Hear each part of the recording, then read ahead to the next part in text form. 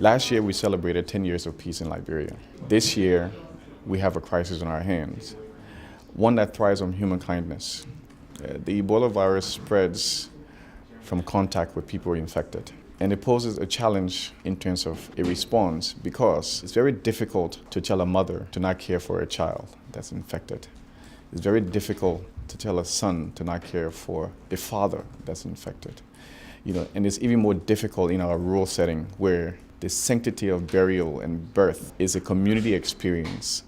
It is thriving on traditional norms that people have lived with, that is part of how they exist. It's fueling the spread of the disease. People find it difficult to understand cremation, for example, which is a new experience for Liberians. This idea of having strangers come into your house and take your sick loved ones away to a place to be mixed with other strangers.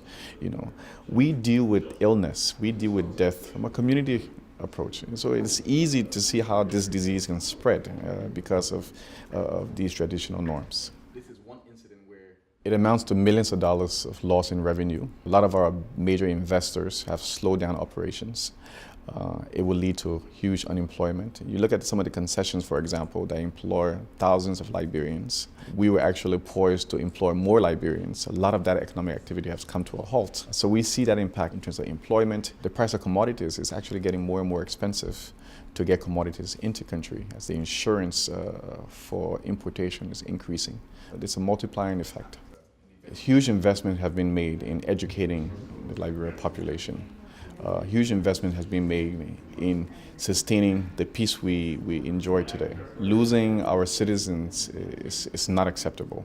And we call on the international community to intervene in as quickly a manner as they can. A global collective response can stop the spread of this disease. We're beginning to see some of that. We now have commitment from the U.S. We have U.S. military personnel that are arriving in Liberia.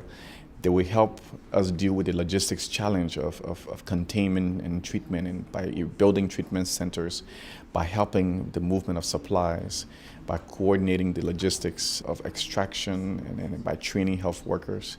We see the commitment from the EU in terms of providing budgetary support to incentivize health workers to work under these conditions. What I do ask is that we all lobby the research and development community, the scientific community, to fast track those clinical trials, to get drugs available, to get the necessary vaccines available to help us deal with this challenge.